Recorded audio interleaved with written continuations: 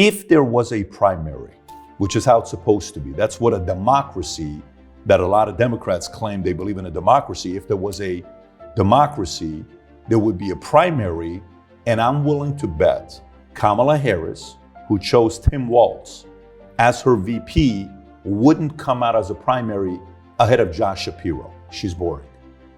I've never watched anybody in interviews where I walk away bored out of my mind.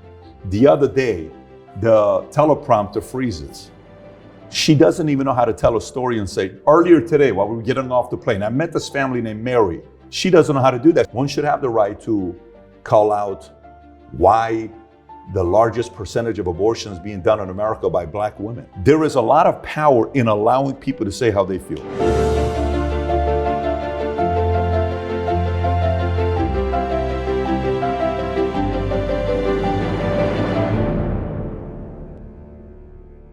Patrick, thanks so much again for your time here in Florida, in the United States, at a critical time in the journey of the world.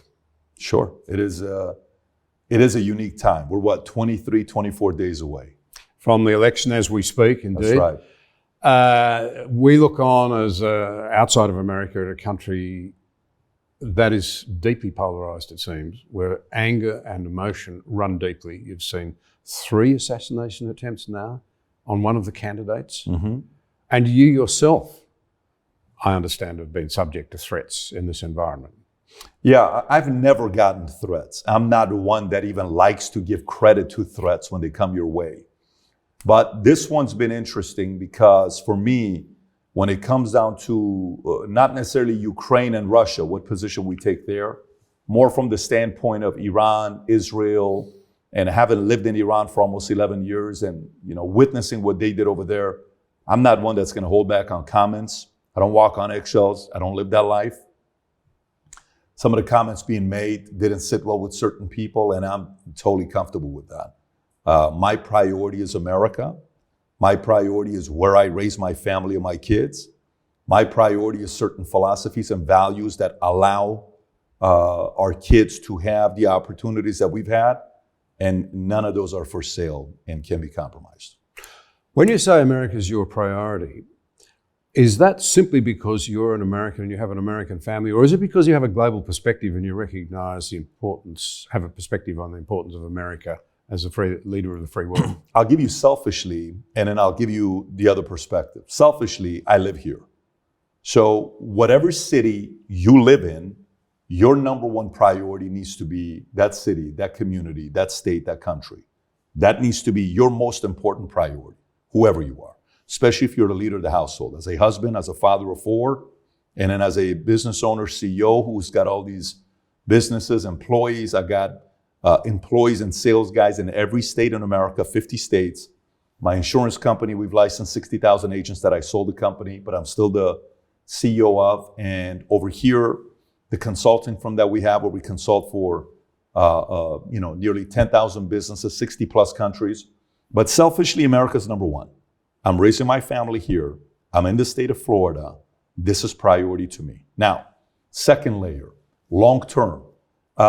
Whenever you have kids, one cannot have kids without having to believe the future looks bright.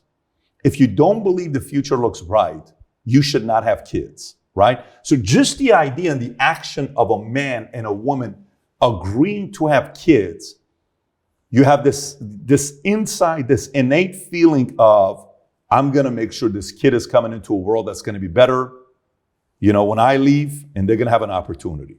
That's the responsibility. And I got 4 of them. If I had it my way, I'd have 20 kids. And then business-wise, whenever you see people fighting, if you're at a club, let's just say, we go to a nightclub, and say there's 1,000 people at this club. You see 3 people getting into a fight at the bar over there, and it's escalating. Right now, it's just name calling. Be quiet, why are you talking to my girl? I wasn't talking to your girl. I noticed you winked at my girl. I didn't wink at your girl winked at me. Okay, and then all of a sudden, name calling, and then pushing, and then swing. I want to get to the guy before he swings, to eliminate that tension so I can stay at the club till 2 o'clock in the morning and enjoy myself. If I can prevent that fight from happening, I'm going to do so. Because if that fight goes, punch, knife, gun, they're shutting down the club, everybody goes home. We have that right now around the world. If Iran and Israel are going back and forth, you got Houthis, you got Hezbollah, you got, Hamas, you got all these guys. Tension goes, tension goes, tension goes. Netanyahu gets up and says, no, we're going to attack until we're going to take out number one guy, Nasrallah. Then we're going to take out the replacement. Then we're going to take out everybody. Then we're going to send them pagers. Then we're going to do this. We're going to retaliate and send 200. You're going to keep doing this back and forth. All of a sudden, one bad decision, the entire world is in shambles. So our job is to try to lower the temperature as much as possible, because a war in Iran and Israel can very quickly come to U.S. Nobody wants that. It can come to South Africa. It can come to France. It can come to New Zealand. It can come to Brazil. It can come to Canada. It can go anywhere. Even though people say, well, that's on the other side of it. What are you talking about? Tensions of anybody that's Jewish, Muslim, from Iran can rise, because those arguments can be made in schools, universities, and other people get involved. You don't want that. Everybody will be paying a price for that. So right here in America now, you're about to decide on who will lead the free world. Their approaches are very different. Mm-hmm. And I have the strong impression that the surge of support that came when candidate Harris became the replacement for President Biden mm-hmm. has started to slip away, may indeed be reversing, and it's likely now to see a very tight race indeed. How do you read it? Is support for Kamala Harris falling away? She's just announced, as you and I sit here, that she's going to go on Fox. First time right. a senior Republican's been on Fox for a long time, as I understand it. First time a Democrat's been on Fox in a long time. Yeah, for sure. Well, here's what I would say to you. If there was a primary, which is how it's supposed to be, that's what a democracy, that a lot of Democrats claim they believe in a democracy. If there was a democracy, there would be a primary, and I'm willing to bet Kamala Harris, who chose Tim Walz as her VP, wouldn't come out as a primary ahead of Josh Shapiro. Let me say how weird this is. Everybody was hoping for her to pick Josh Shapiro as her VP. Democrats wanted Josh Shapiro. She chose to choose Tim Walz. Tim Walz has choked. Nice guy. I'm sure he's a good fellow. He has choked on a big stage. It was horrible in front of J.D. Vance. J.D. Vance's debate with Tim Walz proved that he's one of the leading candidates in 2028. J.D. Vance is going to be a leading candidate 2028 for presidential. Him, Vivek, a bunch of other guys, but he's going to be there. Now, so one, I don't think she could have beaten Josh Shapiro, let alone choosing Tim Walz. And in Josh Shapiro's eyes, who I believe is the governor of Ohio, he's probably sitting there saying, seriously, you didn't pick me? Okay. You're not even at my level. If we ever debated, you would not be able to hang with me. That's how much more qualified Josh was. And I don't think she would have beaten Newsom. I don't think she would have beaten Whitmer. I don't think she would have beaten many people, would have been way ahead of her. She is probably, and I wouldn't say probably, I'm 45 years old. For as long as I've been following the elections as presidential candidates, she is the most boring candidate America's ever had. I'm not playing all the other stuff. Well, she partied and Willie Brown this and she slept her way to the top and all these other things people want to say. I'm not even going to go there. Because at the end of the day, everybody's going to have a past when they run for office. You're going to find out what they're doing. Someone's going to be, he smoked weed, he did cocaine, he smoked cigarettes, he's a womanizer, she's this. Forget all that stuff. Nobody walks on water. She's boring. I've never watched anybody in interviews where I walk away bored out of my mind. The other day, the teleprompter freezes. She doesn't even know how to tell a story and say, earlier today while we were getting off the plane, I met this family named Mary. She doesn't know how to do that. She goes, 32 days. 32 days. 32. Tell a story. It's okay. She doesn't know how to do it. So she's boring. Obama thinks she can help her. And Obama no longer has the mojo when he really had. The other day, he's scolding black men. He's lecturing to black men of why they're not willing to vote for Kamala Harris because they think she's not ready to be a president. No one's attracted to that. You're trying to get me to do things through guilt. Parents can't win kids over through guilt. You know how mothers are kind of sometimes like, what happened to you? You used to love me. It doesn't work. That's just not effective. Kids don't want to constantly go around being guilt. It's a very low level of consciousness when you think about it that way. Now, let me give you the other side of it. 2011, I'm on a flight from Burbank to Vegas. I sit in my seat. To my right is Bill O'Reilly. I'm like, oh, Bill, how you doing? How you doing? So, Bill, let me ask you a question. Yeah. What happened with Romney losing to Obama in the 2011-2012 election? He says, well, we called both of them, saying you guys both need to be on our show because you haven't won. And they said the same thing to both people. He said the Romney camp said, no, we're good. We don't need to come on. We're fine. They never called me back. Obama camp called me back. And he says, Bill, you're wrong. He says, what do you mean? He says, Romney won the second debate against Obama on Benghazi. He didn't have an answer. He said, but on the last debate, Romney's campaign manager and marketing people told him that you're bad with women, so they don't like it when you're too tough on Obama. Don't go that strong. Romney had a layup to win the third debate, and he was weak. He didn't come on strong. If he would have done that, that's what we were worried about. He never brought up Benghazi in the third debate. Because of that, Obama's going to win. It's over. Bill O'Reilly said, no, you're wrong. And that he said, no, it's over. Obama's winning. Obama won, right? You asked the question why Kamala Harris has agreed to do Bret Baier on Fox News. Because they know they're way behind. They know their candidate is not attractive. They know on the battlegrounds, every one of them could go to Trump. They know Pennsylvania with fracking, they're not going to be comfortable with Kamala Harris. They know Trump is performing with the black vote better than ever before. They know Trump is performing with family, folks who have kids better than the other candidates. All of these things favor him. And Kamala, unfortunately, whether you bring up Obama, whether you bring up anybody, you cannot get a more boring candidate that Democrats could come up with than Kamala Harris. You touched on the fact that she didn't run the proper primary process. We all know why. I was talking to a cabbie, always interesting to hear what cabbies have got to say, in Colorado, the United States. And he was paying out on Trump in the way, with all the lines that we hear as to why Trump's no good. I politely said to him, if I were an American, I'd be deeply offended by the way in which the Democratic machine hid the truth about Joe Biden's cognitive capacity from the public and only owned it and took action when it was undeniable in that debate.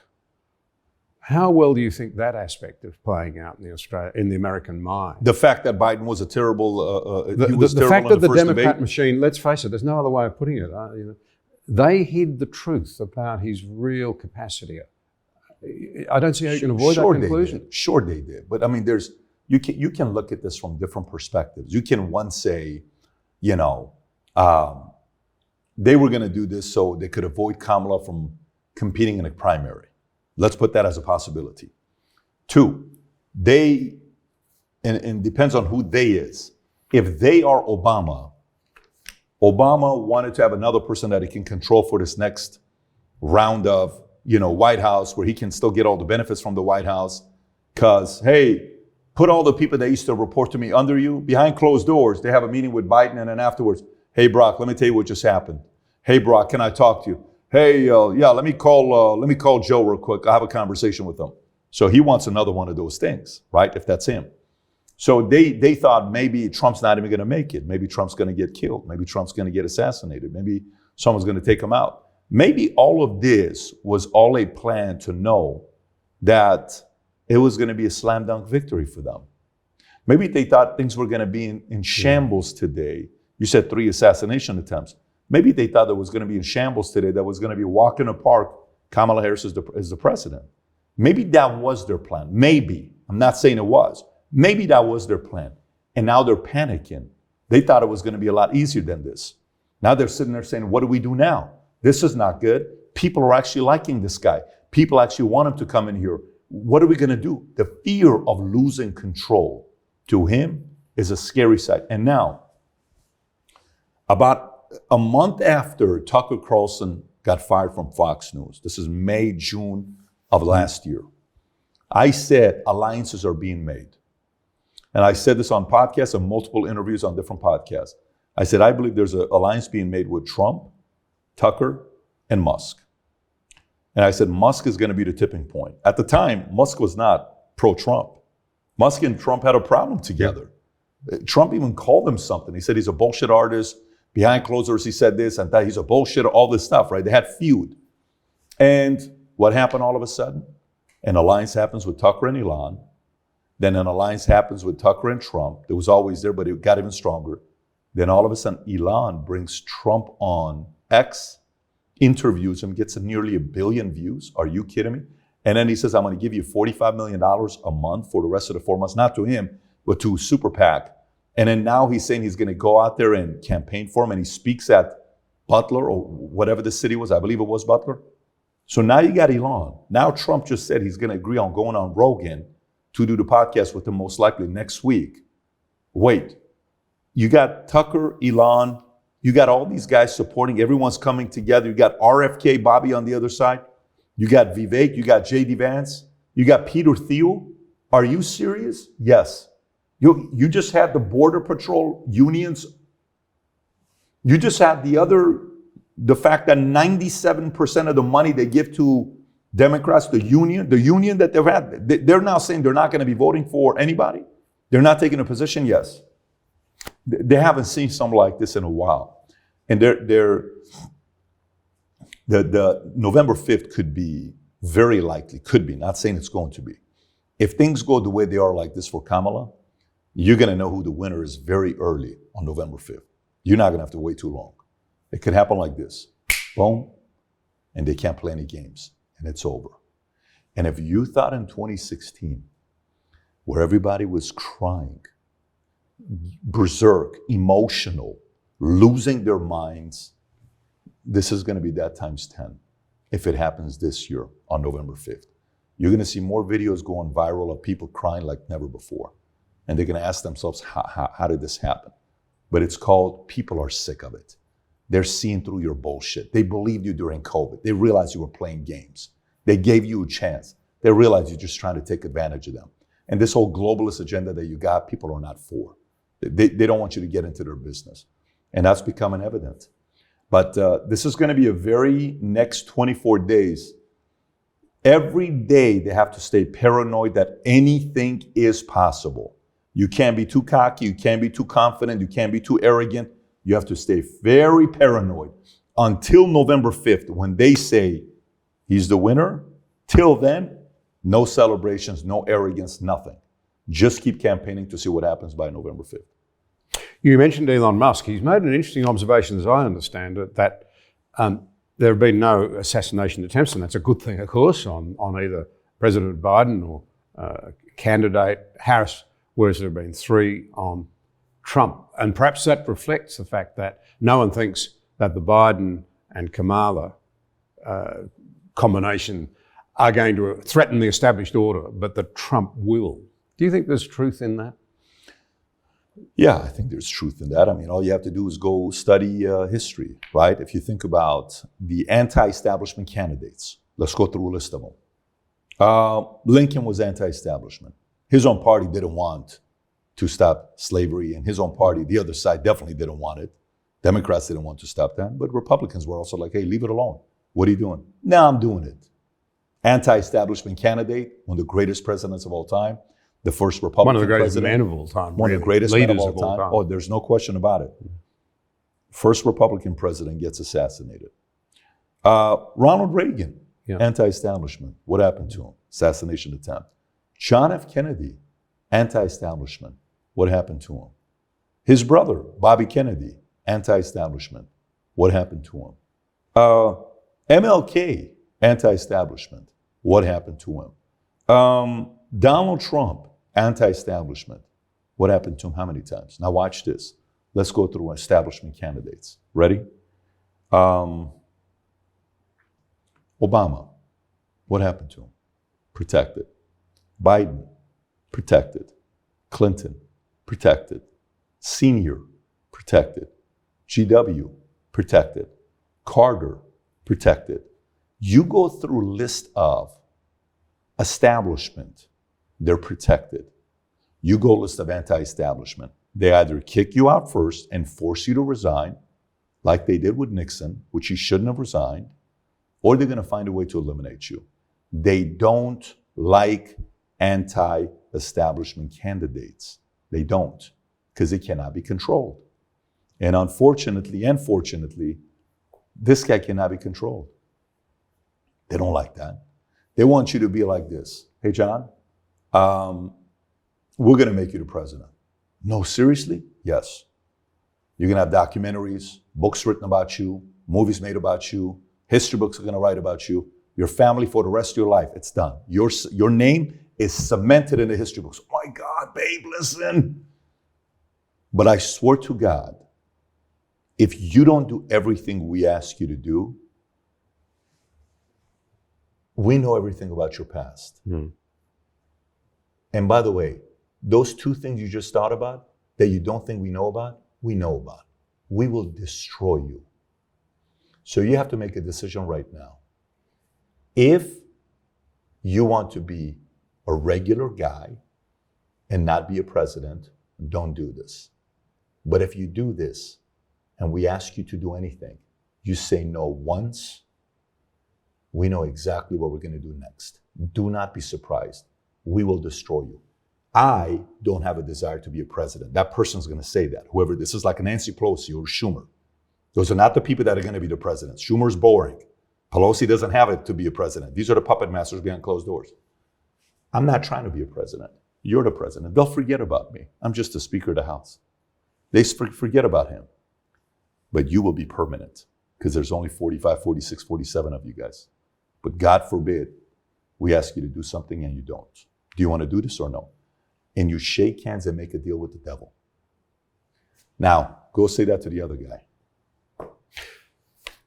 So if I'm reading it correctly, a lot of Trump's support, because it seemed to me for a long time, I'm an outsider looking in, but many people say, well, Trump's a great disruptor, he's a terrible person, what have you. They're misreading that Trump is actually the product of the problem. The problem is that Americans feel the elites are playing games with them, that they're not respecting them, that they don't really believe in democracy, and people are cynical and frustrated, and they want someone to break the mold. They want someone to do what? Break the mold of the sort of mold you're talking about. Politics as usual. Right. I don't think it's about want. Here's how life works, okay? Most people model themselves after somebody, okay? And they'll say, I want to be like Ronald Reagan. I want to be like John F. Kennedy. I want to be like Barack Obama. I want to be like Bill Clinton, right? Every once in a while, somebody comes up that's not trying to be like anybody. They're just unique. This guy's unique. This guy's very unique. You've not experienced a candidate like this. No. He's very unique. He's rough around the edges. He believes in the basic rules. Attack, attack, attack. Never admit you lost. Always be in the offensive. Never admit to being wrong. He plays a very different game. And a part that helps him out is he was raised in an environment with a lot of tough guys. When you're raised in an environment with a lot of tough guys, you either get scared or you see patterns on how they try to bully you. And you'll say, oh, okay, that's what you want to do? No problem. No problem. I will store it right here, right? 6 years later, I remember when that guy did that with me. Let me use this. Here's what's going to happen right now. This guy's been trained for this moment his entire life. His skin is so thick. Imagine what used to bother him 30 years ago that no longer bothers him today. Imagine what used to bother him 20 years ago that no longer bothers him today. What hasn't he got through right now? They don't know how to handle a guy like this. This is the most intimidating, most obnoxious, annoying opponent they've ever had. John, think about how a Barack Obama, a Pelosi, a Hillary, a Schumer, a Newsom, and AOC Think about how they're going to be sleeping the next 24 days. Actually visualize how they're sleeping. Whatever hotel they're at, whatever Airbnb they're at, whatever house they're at, whatever penthouse they're at, they finish the night watching CNN or Fox. And they finish the night on X. Okay? They go to sleep having nightmares about him every flipping night. In the middle of the night, they wake up. Oh my God, Michelle, bed is wet. What, babe? I'm right here. Babe, is it already November? Did they already announce he's president? No, babe. Today's the October 25th. Oh my God, babe. Oh my God, please hold my hand. Please hold my hand. Please hold my hand. Oh my God, it's not here yet. Every night they're going to sleep, wetting their beds because they're frightened of this guy winning. Every night. First time, they were able to get rid of him. This time around, this is going to be the most uncomfortable next 23, 24, 22 days for these guys, and then add another 4 years. Now, here's the thing about the next 4 years. He wins, and they do something to him, like the whole 3 assassination attempts. The guy behind him, J.D. Vance, is not a lightweight. He's not Mike Pence. J.D. Vance is not Mike Pence. Mike Pence, they could control. You can't control J.D. Vance. As of right now, he may change. I'm not one to trust too early. As of right now, J.D. Vance crushed the debate, right? And we're going to see what he's going to be doing with that. But yeah, this is when a guy comes in and says, it's my season. You're going to hand me all the chips the next 4 years. That guy is here. They don't like it because it's no longer about Obama. Obama's boring right now. It used to be exciting 2004.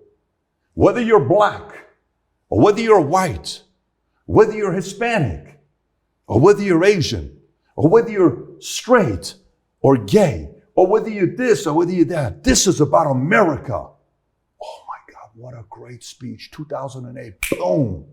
Beats out everybody. President, inauguration. People crying. Oh, Nobel Prize just for becoming a president. You haven't done anything, but dude, you're going to bring us together. And then more racism, more racism. It's because I'm black. It's because I'm black. It's because I'm black. Oh, we thought you were real. You're just another one of those establishment guys. Yeah, we're checked out. We're not interested. I must say, as an outsider, it seems extraordinary to talk about America being racist and anti-black when they elected a black president twice. Yeah. Isn't that the proof that Americans are able to rise above the nastiness of race? But you're giving up a big strategy if you do that, right? You can't give that up. You cannot give that up. Yeah. There's no way you can give that up. That's a big card. We've turned what MLK, what Martin Luther King wanted to do, on its head. He said it was racist to point to the color of skin. Now you're racist if you don't point to the color of skin, it seems to me. See, how did that happen? Well, I mean, the way it happens is Hegelian dialectic. The way it happens is you strategically, if you look at 33 strategies of war or 48 laws of power or the 5 rings or art of war, all these deception games, or The Prince, the deception game is very powerful. How many people read the deception game? What percentage of the world reads the deception game and knows what it's all about? Very few, less than 5%. So the other 95% fall for it. The deception game is very elusive but effective. It's very manipulative, but it works because it's, I'm LeBron James. Somebody came and sprayed black man or whatever, the N-word on my doors. Yeah, got it. Why are you doing that? Why are you playing a dirty game? But it works. These racist white people. But it works because you need to create an enemy, right? But the thing that's going on right now, John, that I'm optimistic about, I think this next earlier you and I were talking about my son's political leanings, right? 12 years old. And your friend asked a question over there about how does he debate other kids at school and what happens with that, right? And I said, yes. And you said, what? That's great, because he needs it, right? Okay. Do you know with the tensions being the way they've been since 2008 to today, 16 years, a 5-year-old kid born in 2008 to today is 21 years old, right? 2008, 16, 21 years old. We haven't yet seen the positive side effects of this. We haven't yet seen kids that are like, bullshit. You're not going to do that with me. I'm not racist. What are you talking about? Those guys are getting tougher. They went to school. They learned better how to debate. They came back and researched. I reckon what you're saying is right. For sure. And I reckon a large part of it is overreach. Overreach is always dangerous. And the progressives have overreached by implying that if you're male, somehow automatically you're toxic.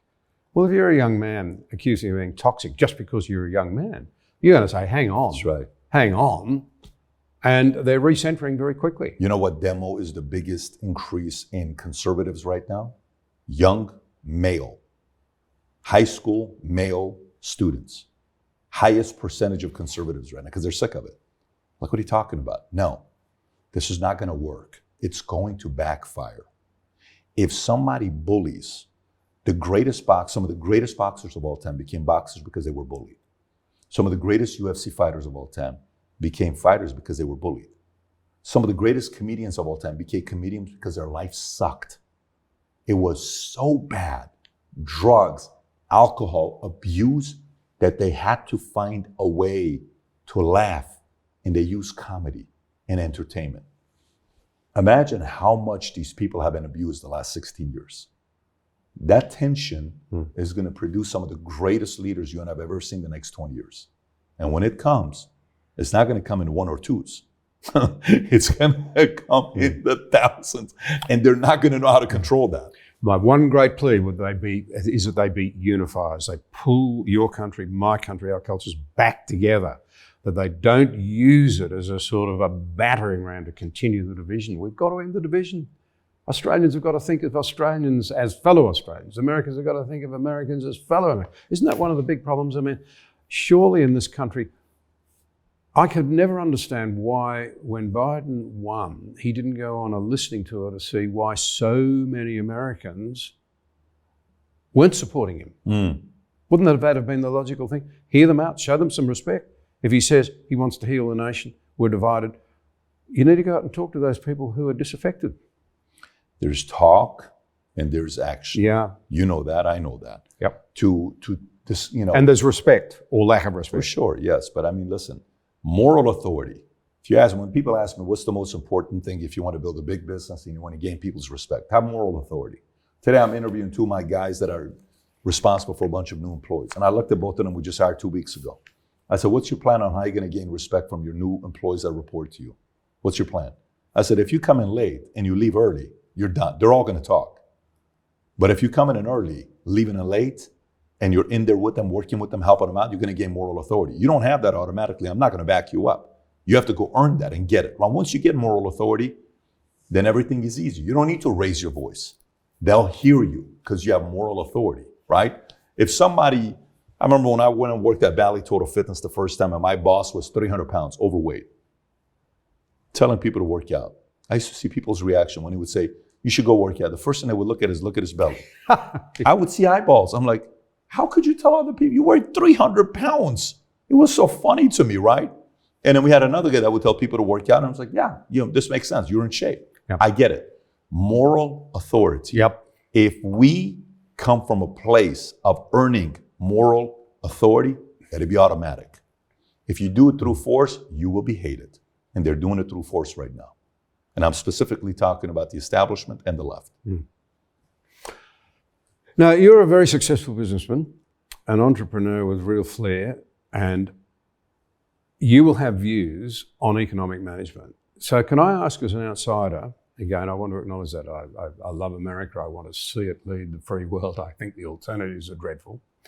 But you've got to be economically strong to do that. And spending in Washington is absolutely out of control. I've been in government. I've been at the heart of a reforming government that paid down all public sector debt, all of it, and left money in the bank at the time of the great financial crisis in Australia. And I look at your situation, it won't be long before you're spending more on the interest on your debt than you are on defence. It's almost out of control, and it's very threatening. But it's not, but as a very serious issue for America, Where is it on the political radar? Why is it not being debated? I think, obviously, we didn't have a lot of debate anyways to see why it's not being debated. But trust me, the people that are business owners and know exactly what's going on are deeply concerned by it, because the money's backed by what? A promise. It's a promissory note. There is no backed on gold, Bitcoin, backed on land. No, it's just a promise. Right now, fortunately, we do have a strong economy. We do have a stable economy. It remains very innovative, doesn't it? It remains innovative. We are still 10x number 2 country when it comes down to investments into AI with new startups. We're still way ahead in that area, specific to AI. We're leading the way still. Having said that, there's going to be, if Trump wins and they come in and all of a sudden they split the amount of employees we have for the government in half, and they shut down a couple different departments that we don't need just because we have it, because there's people that have jobs. But what is the ATF? Alcohol, tobacco, firearm. Alcohol is legal. Tobacco is legal. Firearm is legal. Why the hell do we have an ATF, budget? What are we doing spending? We have so many different things that we're doing that it literally makes no sense to have it. So someone needs to come in and make some of those tough decisions. We'll see if they're going to do that or not. You saw what Elon Musk just did yesterday, flying, coming back, landing successfully on a 20th of a dollar when the government spends the money, and he's able to do it at that cost. How? So wait a minute, that's the level of efficiency of private versus public? Yes. What if we bring an element of that to the US government? It's going to be pretty interesting. And if, let's just say, if Secretary of Treasury, say if Jamie Dimon comes in, and Jamie goes in there is handling that part, you bring a heavyweight like him in, so Musk, Jamie, Trump, few other guys, this is a pretty powerful team that could be putting together that will have to find a way to cut costs. Now, again, that's assuming there's not going to be another black swan, white swan, whatever you want to call it, with the pandemic that happened. I don't think there's going to be another black swan. The reason why I don't think there will be is because Trump can only be a president for 1 term.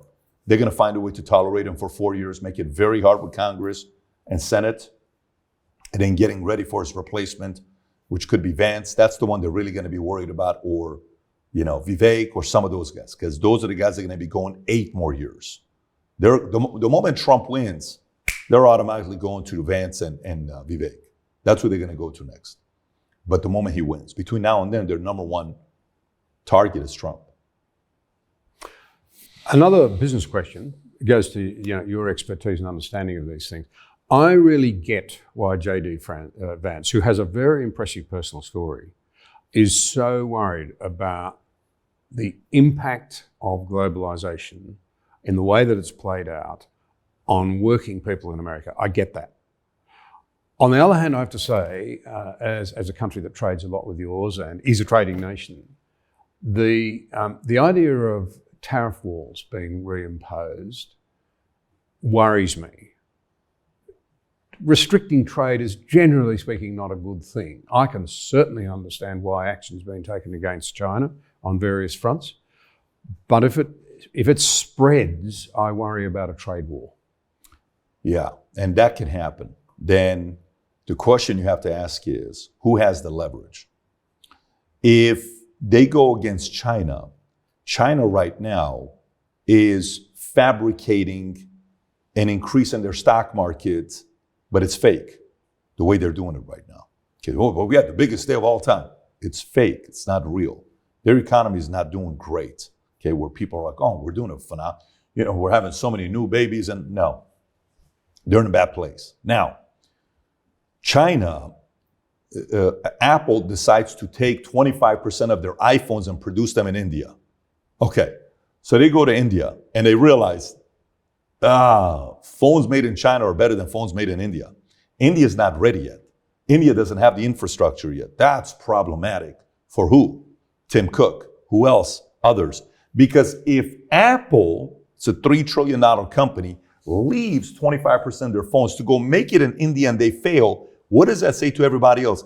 Hey, China, can we please bring back the other 25%? Well, now it's going to be 20% more. Oh, shit, we were hoping you can do it. No, we can't, right? So now let's go to the other side on where you're going. I'm going to add a 50% tariff, 100, 200, 300, 500. You're playing with fire. Why is that? Here's why. Okay, So this phone costs $1,100 to $1,200 to buy in America. This is an iPhone, okay? $1,100 to $1,200 to buy it in America, but this phone is made in China, okay? Recently, you can find a couple phones that say made in US, made in India, but this one is made in China, okay? If this said made in US, you know how much this phone would be? $2,500. Yeah. So I don't mind if you do that. I can pay $2,500, but go to the average person. Yeah. So how many average Americans can spend $2,500 on a phone versus $1,200? What do you think the number is? How many customers do they lose? 20%, 30%, 50%? Now, I'm just talking phone. Let's go to the MacBook or the iPad. If the iPad, how much does it cost to buy an iPad nowadays? $1,500? How much is, Kelly, how much is an iPad nowadays? $1,500? I don't know what the price is. $900. To make it in America, that $900 iPad is now $1,600. How about the MacBook Pro? $3,000 computer made in China. Made in America, $5,500. I mean, if we go to fridge, TV, so now the median income in America, you're like, well, I'm only making $59,000 a year. Is my income going to go up 80%? No, we can't afford that. Then I can't afford to buy all. So that is the slippery slope that if you do tariffs. It's at the heart of the I agree. terrible dilemma. And that is the part about the protectionist, like that Vivek made a great argument about this, that we have to be I'm okay with using tariffs in the following way. I'm interested in using tariffs as a form of a threat for 30, 60, 90 days. It won't work if you're going to do it 4 years. It's just not going to work. I think it's going to be problematic. I think you have to sit there and say, who do we want to be part of? Now, if you got China that goes and builds a car campus, Hafusan company in Mexico, and now, I don't know if you saw these numbers, which is very interesting. Do you know labor now is cheaper in Mexico than China? I did see those numbers. By 50 cents an hour. So imagine you're a Chinese company, you're like, why don't we build a facility there? We have tariffs, but if I get cars shipped to US from Mexico, I'll avoid the $7,500. Yeah, let's go build it in Mexico. Big plant called Hafusan, the company, they're gonna go there.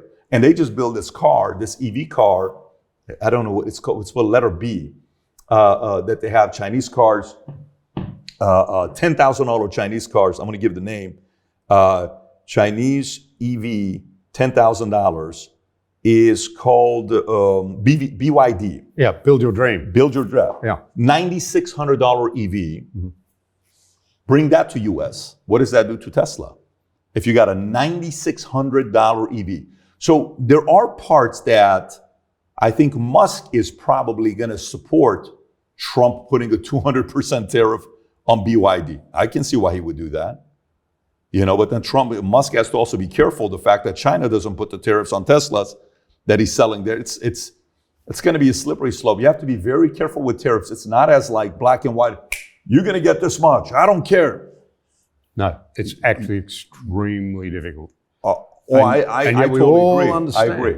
We all understand the point that J.D. Vance is making. You know, you've done damage, immense damage to innocent bystanders. A lot of people in America who had jobs in a previous age that don't have jobs now, or at worst, if they do have a job, they're not seeing their incomes keep up with the cost of living. Tariffs will make that worse if you do it clumsily. Tell me something else you might have a view on. It always seems to me that the left organises itself better and more thoroughly than the right side of politics. And Victor Davis Hanson said something interesting to me the other day. You haven't seen a never Biden, a never Harris movement amongst the Democrats in the way that you've seen on the right side of politics with Republicans saying never Trump.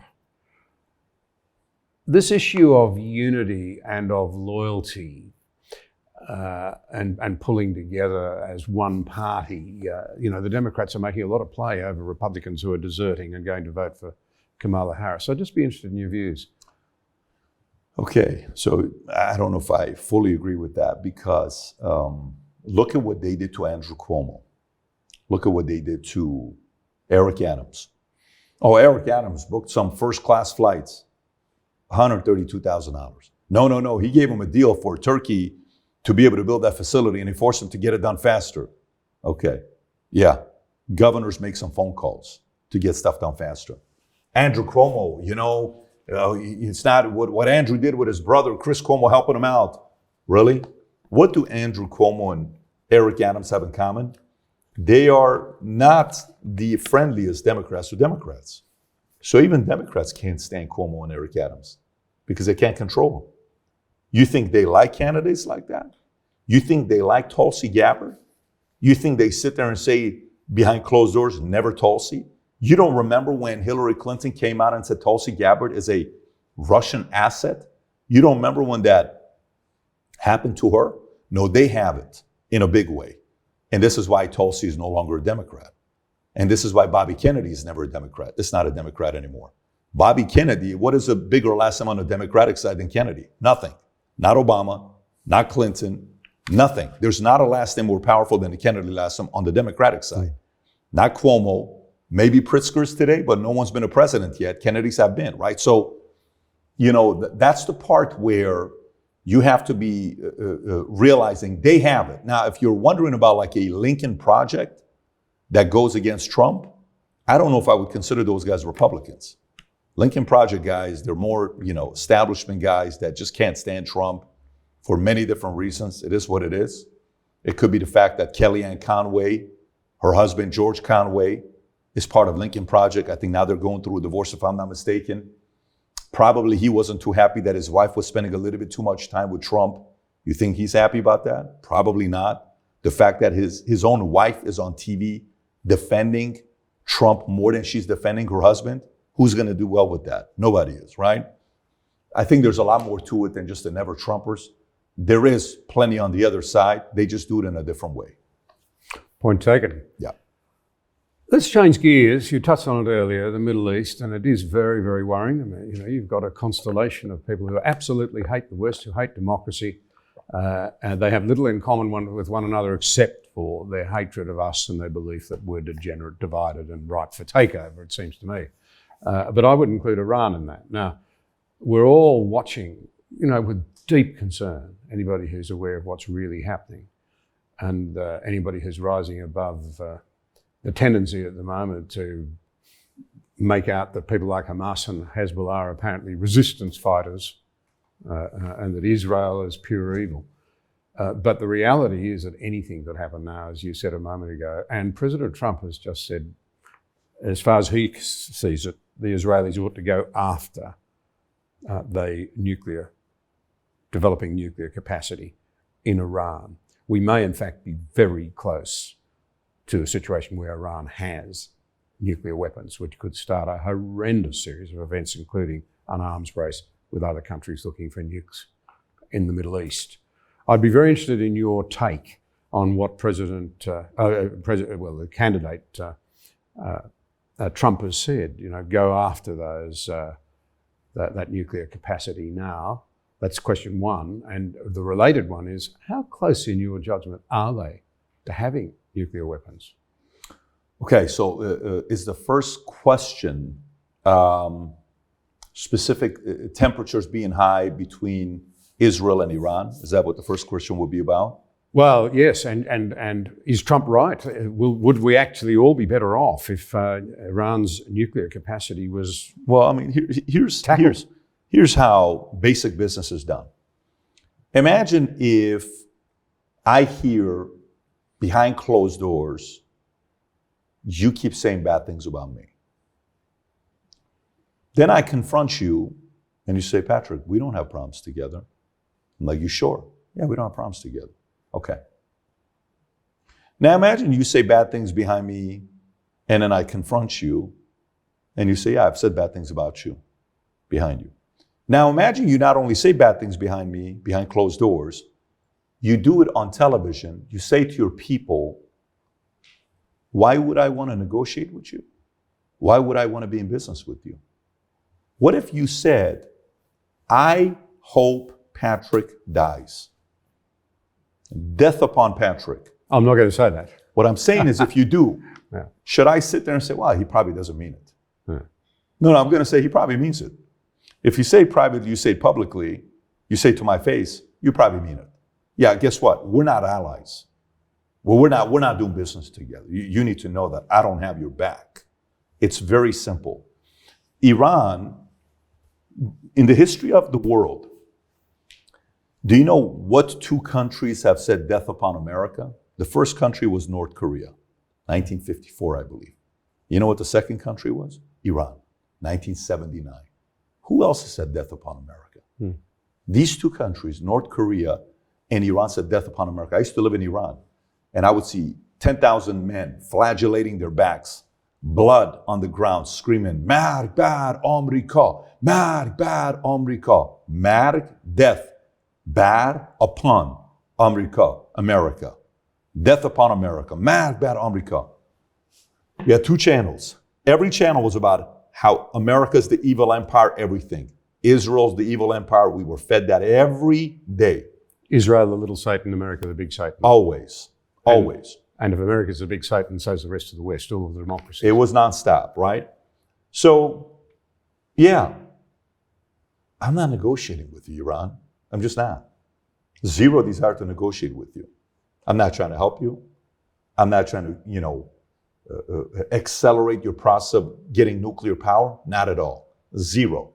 Matter of fact, anybody that wants to do business with me can't do business with you. Russia, you want to do business with me? Cut everything with Iran. They're my neighbors. I'm not doing business with you.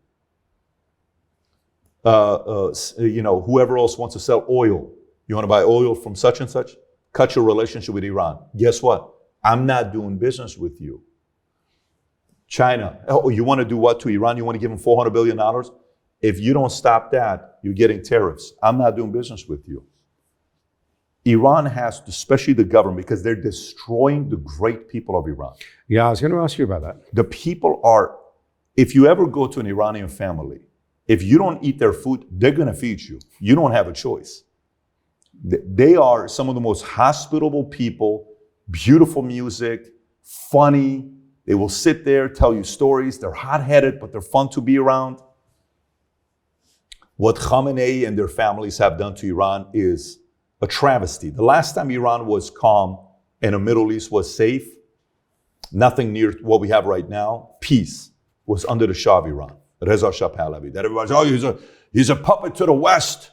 And Sabak, horrible. This guy's a dictator. Really? Yeah, oh wow, yeah, he's a dictator. Oh yeah, he's for sure a dictator. Watch what he did to all his people. To who? The 3,000 political prisoners? Yeah.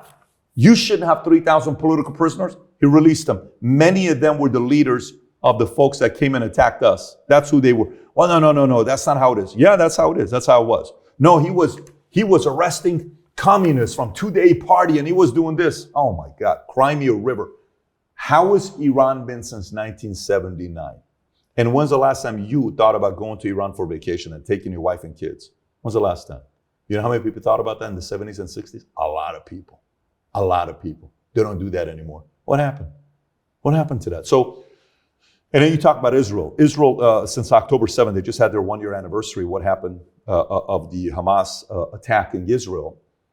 Israel is getting a lot of criticism today for, by the way, even amongst conservatives and Republicans. And well, Israel does this, and the way they negotiated contracts is this, and Mossad did this, and Netanyahu is this, and Netanyahu is Israel first before us. And many times they negotiate, contracts that is better for Israel than it is for America, and they don't even care. What about that one time they did this to us and they did that to us?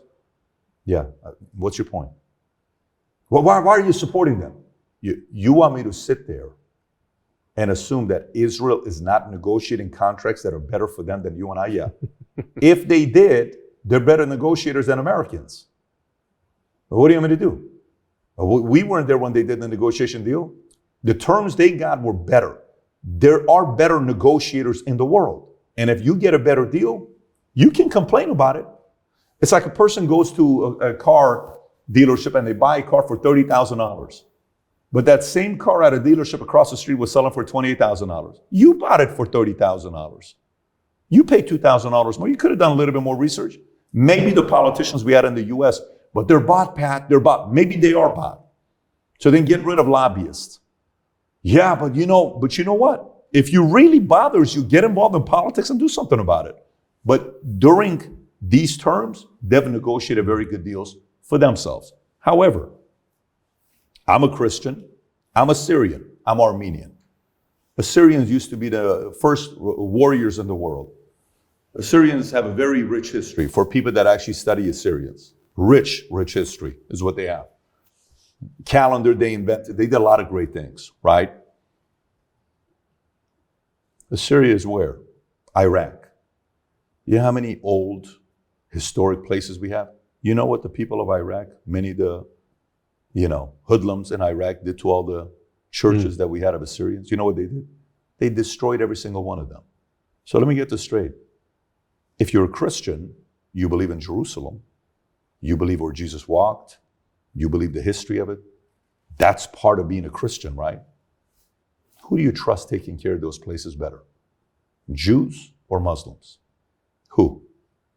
Do you want those places to be destroyed? It's a question you have to answer. You don't have to agree with it. You ever seen those videos where Jews are spitting and they're doing this? I'm not sitting here telling you people walk on water. I'm telling you, if I have to choose one that says death upon America and another one that negotiates a better deal for themselves, I'm going to choose these guys. It's very simple. I didn't flinch on my answer. This is my position. I'm going to get a lot of hate every time I say this, but it doesn't change for me. Crystal clear. That's where we stand. And we have to find a way to negotiate better. So America's number one. We have to negotiate better to protect our kids. I was in the Army. I know what it's like to be there and getting a call and saying, hey, you're going to Kosovo. Hey, you're going to Bosnia. Hey, you're going to this. Hey, you're going to that. I understand that fear of having your kids go to wars that you don't want them to go to that. Well, who the hell wants their kids to go to war? Nobody does. We don't want that.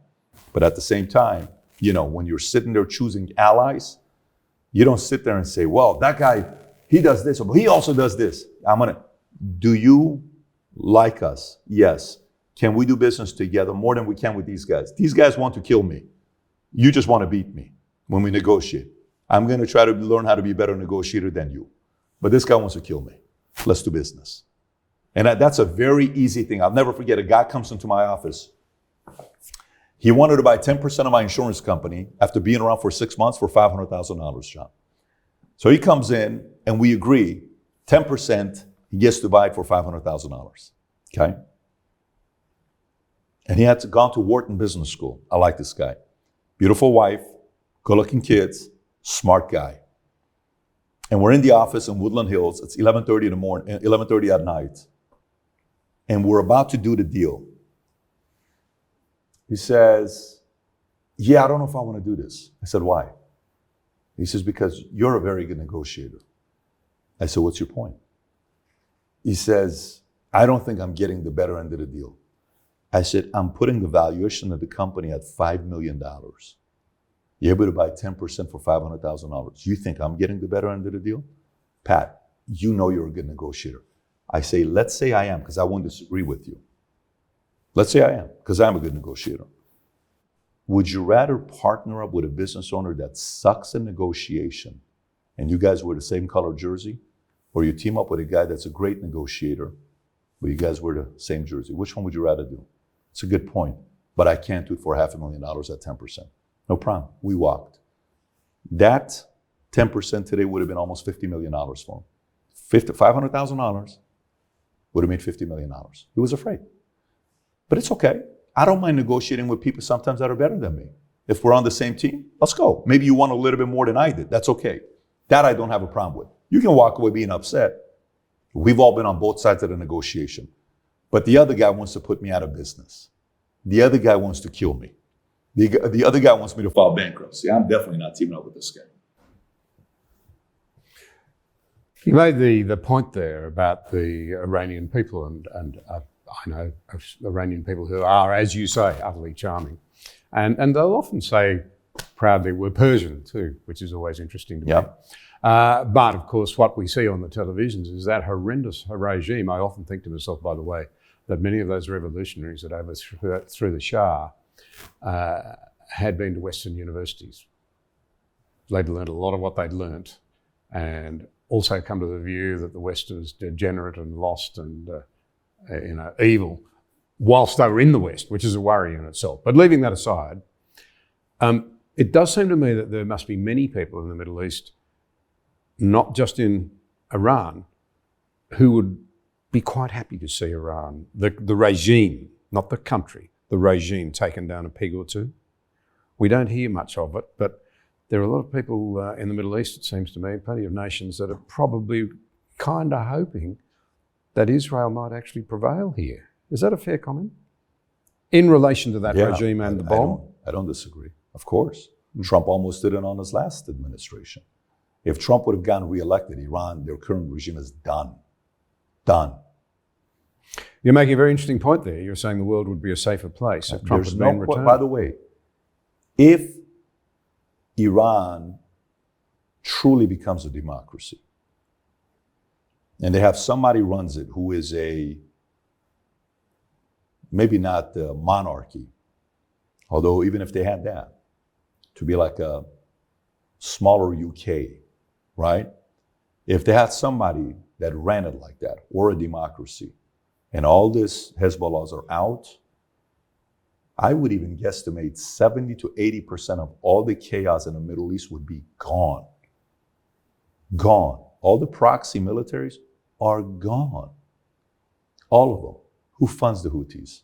Who funds, Hezbollah? Who funds Hamas? Who funds all those? Gone. Now what do you do? So now Saudi's going to sit there and say, as long as we didn't do it, we're okay. Yeah. You know what I'm saying? But we don't want to pick sides because we are neighbors and we have to find a way to get along with these guys. As long as we're not the ones that made them fall. Israel did it. Do you take ownership for that? We did it. We're good now. If we just signed Ronaldo, can we also sign somebody else?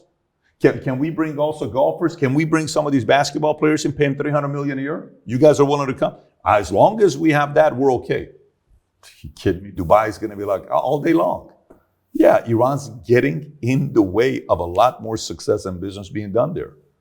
Yeah, no, I agree. But in order for that to happen, it's not going to happen under Biden. It's just not going to happen under Biden. A tricky one, as I stop and look at it, it seems to me that in many ways, the reaction across the West to what's happening in the Middle East, underneath it all, must be being driven to some extent by the thing we touched on earlier, racism, anti-Semitism, the most ancient and horrible of all racist views. Do you think it's colouring the way in which we're responding? My answer is not going to be popular because this one's going to throw you off a little bit. When I was in the Army and I'm shooting the rifle, my sergeant came and he says, I've never seen a nose like that before. Where are you from? I said, Iran. You're from Iran? Yeah. And then he joked with me, inappropriate. So he says, is your family, you guys are terrorists? And I said, just watching to see what he's going to be saying. But this is at a time that everybody was talking shit to each other, and it was okay. You didn't mean it. You're just joking. Is that an appropriate joke? Not at all. Should somebody walk him aside and say, hey, man, what are you doing? You don't say something stupid like that. Yeah. Should he lose his job over that? I don't think so. No. If somebody wants to, like even here, we moved to Florida because of Governor DeSantis. But if here you all of a sudden want to not allow anybody to make any comments against anybody, I can't say some things and disagree with Israel or Jews. I can't say anything. I'm not saying go out there and, you're like, there's certain things you can put out there, the N-word, all this other stuff. I'm not talking about that. But we can't talk about that. Yeah, we can't say some communities are better in money because they're cheaper with money or more frugal with money. We can't compliment that. I remember I was 21 years old, the first time I saw $1 million cash in front of me. Guy named David owned dealerships. He had $6 million in cash. He showed me $1 million of it. I said, how is it so many Jews have money? He said, well, because when it comes down to Jews, when one Jew makes money, 5 Jews make money. And we keep doing business together. We shouldn't talk about that. Is that racist? Is that is that a bad comment to make? Is it a bad comment for you to say, I'm Armenian, Assyrian, from Iran, I'm Persian, I'm a good negotiator, I'm a strong negotiator, I want to always get the best deal? I don't take that personally. I'm okay with that. So the thing is, when I got into insurance, there was a couple of insurance guys doing fraud in Glendale. The CEO of the biggest insurance company in America at the time, AIG, came and said, you're Armenian. I want to drop your contract. And I said, just because I'm Armenian? Yeah, I'm not okay with that. So we had a very tough conversation together with 8 people sitting in a room. It was very ugly. I said, no, you can't do that. I said, drop my contract because I give you bad business. Don't drop me because I'm Armenian. You got a year, no problem.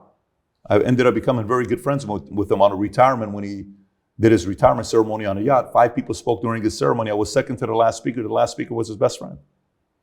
We became friends. I don't think, we should prevent people from having certain things that they say. One should have the right to say, call out AIPAC. One should have the right to call out why the largest percentage of abortions being done in America by Black women. One should be able to say, why is such a big percentage of Indian immigrants making the most money in America? You guys, Indian parents, you guys are very tough on your kids. We should be able to have those conversations. That's okay. Because if we go through this next phase of walking on eggshells that we can't debate anything, I'm not for that. I am for, let's build our allies. Let's negotiate and do business. But I'm not sitting here telling you walk on water and you're perfect. You also got issues. I do as well. Let's try to find a way to coexist and do business together. But I didn't say you walk on water. You also got flaws. Can we talk about that? Yes. Great. Let's move forward. No, you can't say that. No, you can't say that. No, you can't say that. So you want to create an atmosphere worldwide of walking on eggshells? See, the fact that Iran gets to say death upon America, Makbat America, thank you for being upfront. I know not to do business with you. If we silenced them and they couldn't say that, I wouldn't know what their motives were. Now I'm not going to sit there and I like the fact that they can say death upon America. You're right. You believe that? Yeah. You ain't doing business with me. Forget about it. Anybody that does business with you, Iran, sanctions on all those countries. Thank you for telling us what you really think about us and you want death upon us. Thank you for being that honest with us because we believe in freedom of speech. There is a lot of power in allowing people to say how they feel. And only people that are too sensitive and scared are afraid of allowing people to say what they really say about you. Let them say it. I actually like it when people say what they think about me. Now I know our position where we are. Great, cool. I know how to go moving forward. The people I worry about is when I don't know what you're thinking about me. I think I understand what you're saying. Yeah. I suppose I'm saying, and you've made reference to this, it's how far do you take these things? Where do you stop? When do you say too much is too much? And what I'm thinking of in particular is the way in which there's been this willingness to gloss over October the 7th and the utter barbarity of it.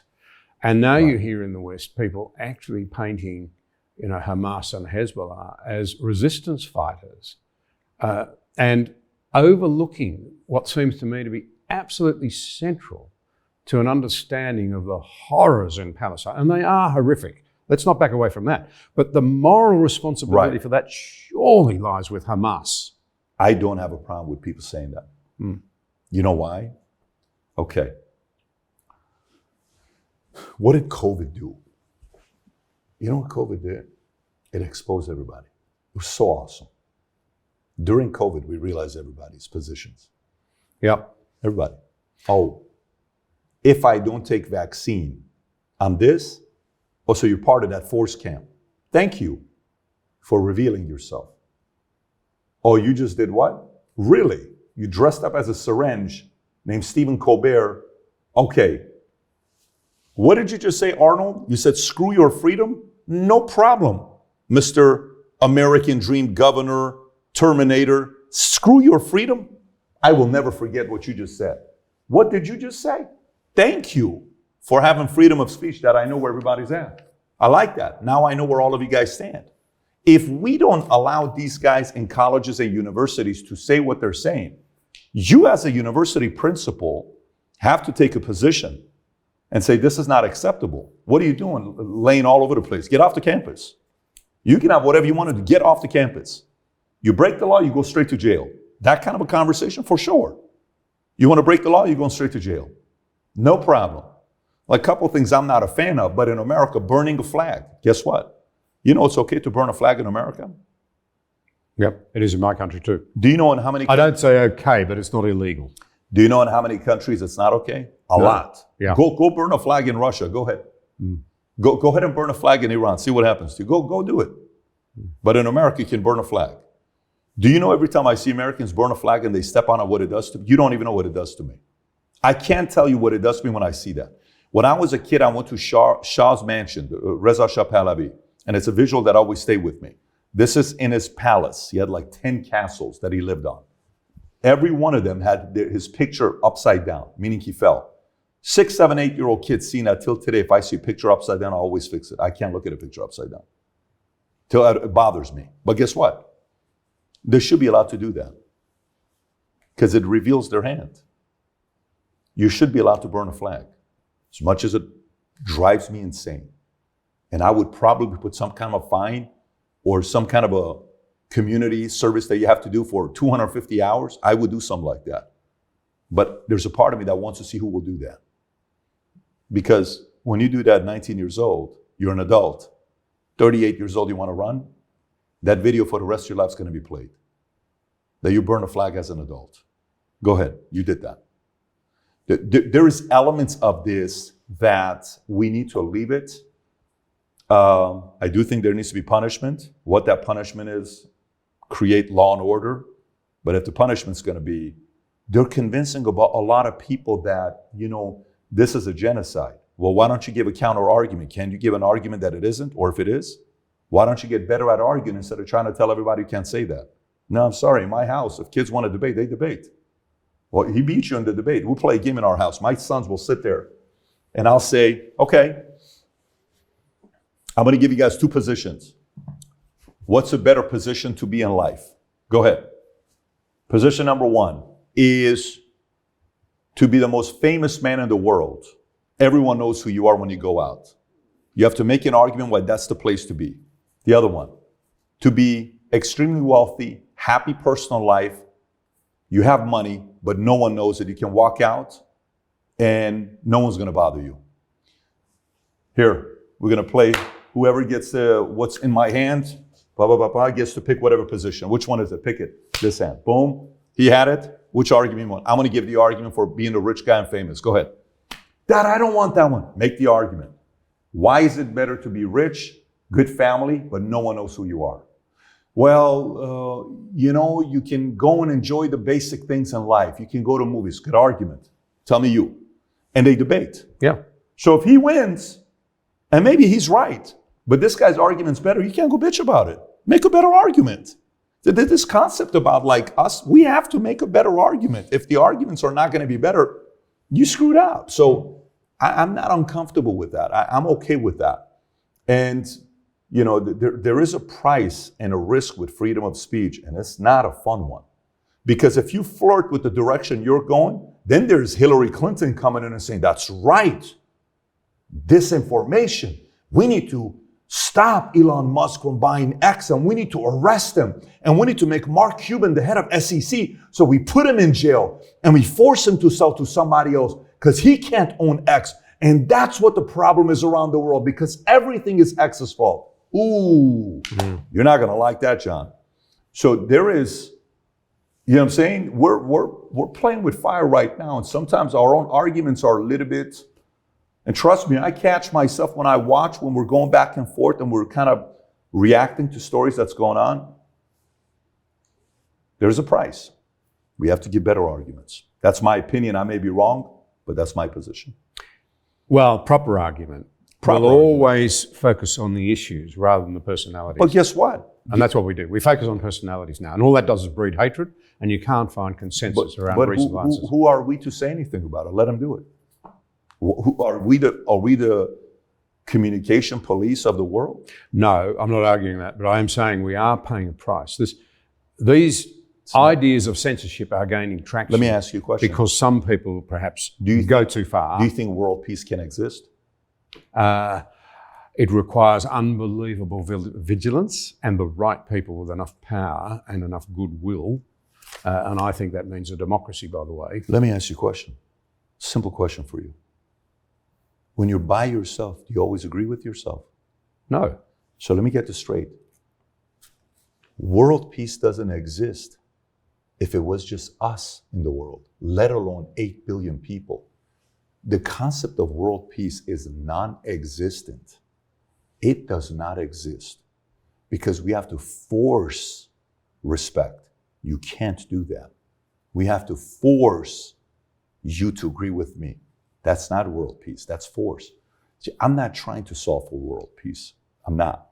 I'm trying to solve for setting an example of what values and principles have gotten the best kind of results in life. Yeah. And here's the economical system that's done well. Yep. What are your dreams? Let's find a way to say, this is my position, you disagree with me, totally fine. Can we find a way to reason? And if you say, Patrick, you're a piece of shit, you're dissing, no problem, sorry you feel that way. You know, maybe we can do something else in the future, but we can walk away from one another. I wish you nothing but the best.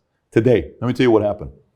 One of my employees, we're about to fire the guy, and we finally have the meeting together, and this guy quits. He knows the meeting's coming up, he quits. This is like 9 months ago. And I feel bad for this guy, but I like this guy. I get a call right now, 6 hours ago. A guy is looking for massive sponsorship money, $3 million. This guy, I call. Okay, you still doing sponsorship? Yes. I got a very big deal I'm gonna share with you. You can go make the commission. The guy is shocked that I'm doing this, okay? And he says, you're really giving me this referral? Yeah. By the way, you know if I tell you who the other side is, you would know who this other person is, but I'm not going to tell you. You know. He's shell-shocked. If for the last 9 months this guy's been saying bad things about me, you know what just happened to him right now? This freaking guy. How do you hate him? No problem. You know how much business there is in the world? You think I'm worried about? Go make the $300,000 potential commission for yourself 10%. I'm okay. Go make $150,000 if you only get half of it. I don't worry about that. Because that is the approach of business and life. If we can produce better leaders who can set examples where people sit there and say, wow, through your example and moral authority, you taught me to be a long-term thinker. Man, I'm glad I didn't ruin this relationship with you. Good for you. You were respectful. As long as you're respectful with me, we're good. You don't value me, I'm okay. I'm not going to force you to value me. I wish you nothing but the best. But to think world peace exists, I used to think that years ago. The norm is war. The norm is conflict. The norm is war. Is disagreement. Exactly. You asked me whether I believe it's possible. I believe it's only possible if you've got the right people with enough influence and enough proportionality, if you like, in their capacity to rule. And that's only ever likely to come from a democracy, because what people miss about democracy is that, exercised by wise people, it stops tyrants and dictators gaining too much power. Ideally, at least. You said you love America. Oh, I love America. I love America. I do. Part of that must be because, as a democracy, a capitalist democracy, I do, but there's given nearly you 200 countries worldwide. Sorry? There's nearly 200 countries worldwide. Largest religion in the world is Christianity. Within Christianity, you have Christians, non-denominational Catholics, Mormons, Jehovah, Seventh-day. Within, you got Lutheran, you got Muslims, you got Sunni, you got Baha'i, you got Jews, you got this. No, I think probably the best example I can give to it is asking a question to say, do you think you can ever fly a plane from LA to New York with zero turbulence? It's impossible. No flight is a peaceful flight. 0 flight is a peaceful. Some flights are. The other day, we're on a flight. Honestly, we thought we're going to die. Yes or no? No, it was probably the second worst flight of my lifetime. Yeah. It was that bad. Yep. The plane dropped so bad because we were in a storm with lightning. We thought we're dying. Yep.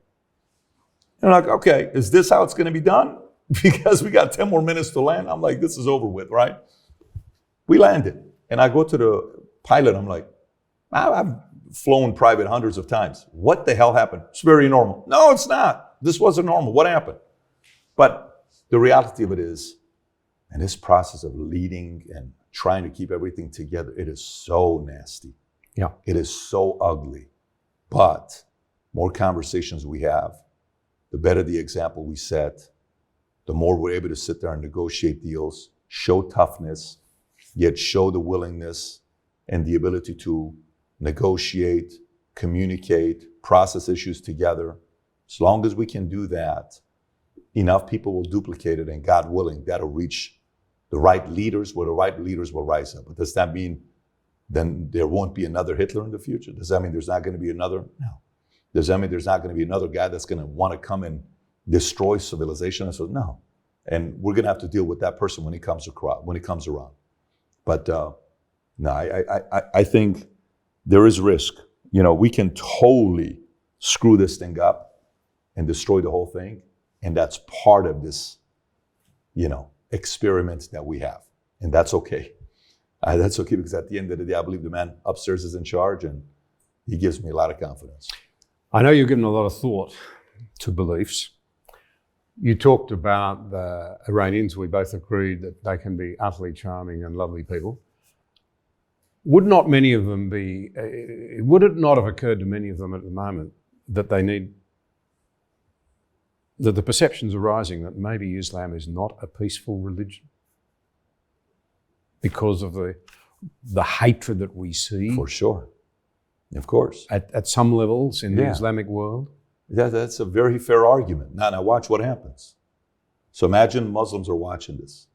They're like, well, I like what you just said about Israel, but what do you mean we are a peaceful religion? Really? Okay. Yeah. Did you see how many people were hung in Iran, public hanging, last year? Go Google it. Do you see the videos of what happens, what you do in Iran? In US the other day, story comes out, Cardi B hooked up with Stefan Diggs while she was 8 months pregnant with Offset's kid. You know what happened? They get a divorce. And everyone knows what Cardi B's all about. Cheating on her husband while she's 8 months pregnant. You know what would happen if she did that in Iran? You know what happened? There is no Cardi B. There is no wet ass, you know what? There is none of that. It's dry and you're dead. Some of you guys may have gotten the reference. But yeah, it's a very, very different climate you're living in. And again, that's the government and the law at the top. You don't see a lot of peace. I definitely did not see it. And it continues with the rage, and you just have to go and find out. By the way, I have the Dominik Tarczynski, who's a Polish parliament, and now he's part of the EU Parliament. Okay, he comes on, and we had a podcast with him. Got 25 million views, and he's giving me the stats. Poland, lowest unemployment, lowest crime, lowest rape, and the lowest population of Muslims that live in Poland. They have a law, if you cross the border illegally, they have the right to kill you. In Poland. I didn't know that. Of course. That's extraordinary. That's extraordinary. Mm-hmm. Now go to UK. What's going on with UK? How are the streets in UK? What is it looking like in UK? How is London looking like with their mayor? And then go look at some other cities in America. How are they looking like? What is that looking like? How peaceful is it? You moved in America, didn't you? I moved to America. I lived in Iran for almost 11 years. Yeah, but you moved from California to here. Oh, I moved from California to America's bifurcating, red and blue states. Yeah, for sure. And that's okay. That's the great thing about allowing states to make a decision. If you're for allowing kids to not talk to their parents and still being able to do transgender surgery and parents don't need to know, go to California. If you like, go to, I don't like that, go there, right?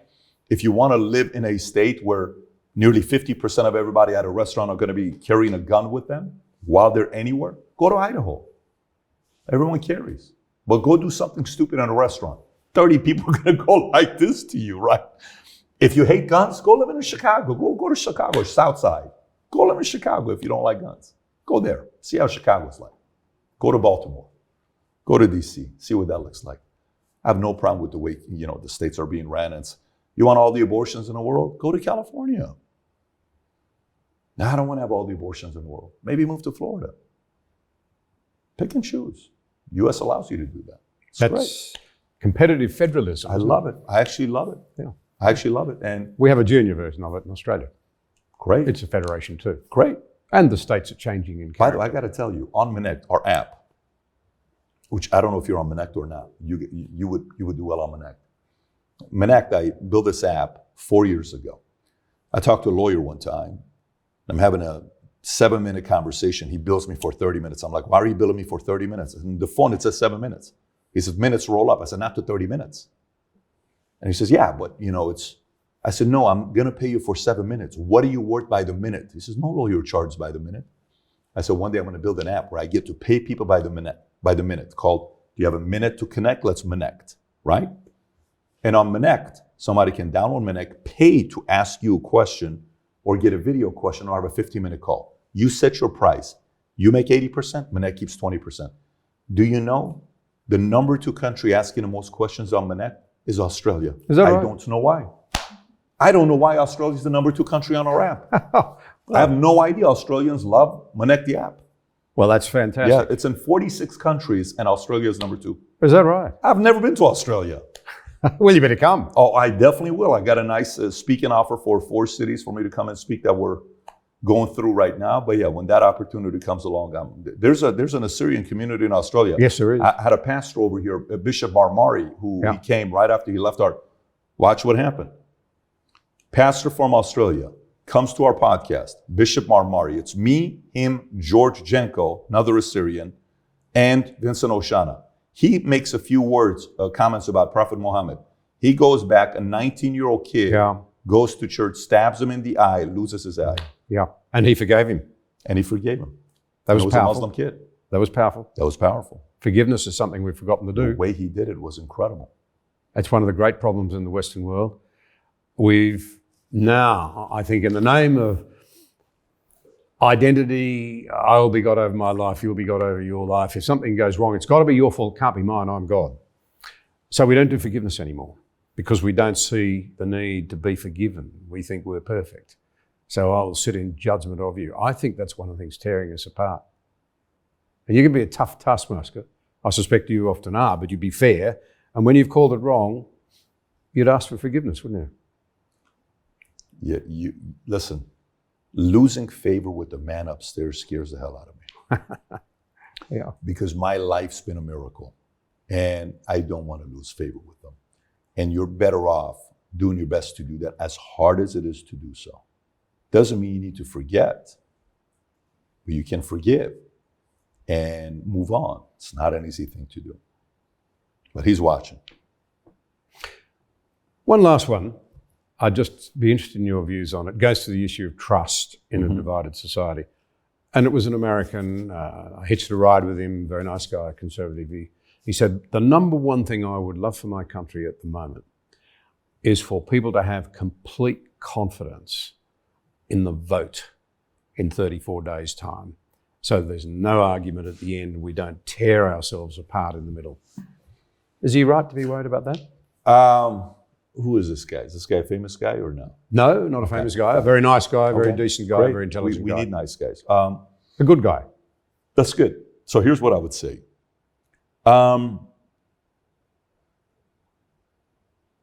In football, sometimes a great defense is a very strong offense. What does it mean?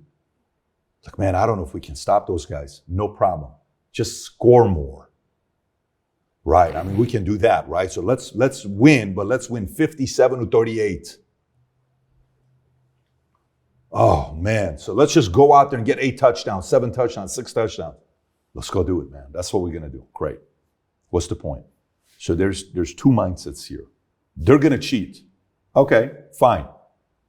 But does they're going to cheat inspire people to go out there more? I don't think so. How about thinking like a general? Anticipate that they're going to cheat. All right, let them cheat. But instead of playing defense to prevent them from cheating, how about if I do this? Hey, let's go. I need 8 of you guys. We're all going to vote. My vote doesn't matter. Let's go. Call your friends. Let's go. All of us, guys, let's go. Come on, let's go. Cheeseburger on me. Pizza's on me tonight. Let's go. Come on, let's go. Dude, come on. My vote doesn't matter. Get in the car. You get in his car. You get in his car. Let's go, everybody. In the car. Pizza's on me. Let's go. Boom. We go line up. Dude, we've been here for 30 minutes. Pizza's on me. Oh, my God. Call your brother. Tell him to come. Your pizza's on me. Beer's on me tonight. 17 people lined up voting. Boom. Everybody voted. Good. Put the sticker. All right, let's go have pizza and drinks together. Great. If 50,000 people do that, it's over. But it's the let's go. Come on, let's go. Let's go. Guys, let's go. Turn off the camera. Let's go vote. Let's go. Let's go. It's going to take 30 minutes. You know it's not. Dude, your vote matters. Let's go. Come. Hey, Mary, let's go. Guys, break. Let's go. I think they're going to cheat. My vote doesn't matter. It's a defeated mindset. Play offense. Let's go. Let's go rally. Let's get everybody and their mothers out voting.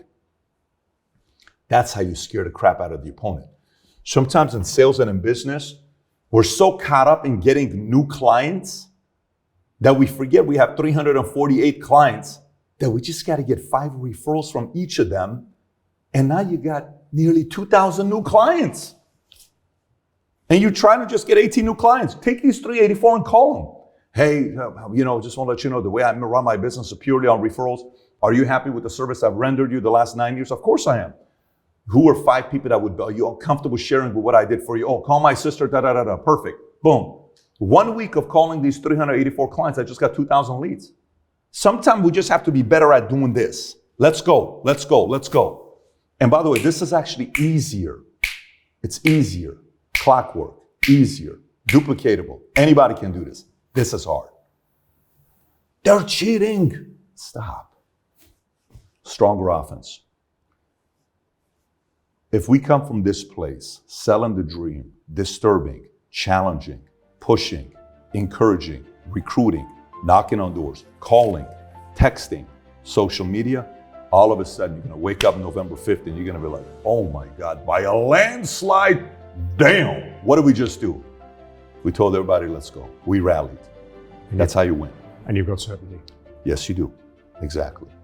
And you're broadly optimistic about America's future? I am 51% future looks bright, 49% only the paranoid survive. Thank you so much. Anytime. You're a good man. Really enjoyed it. Appreciate you.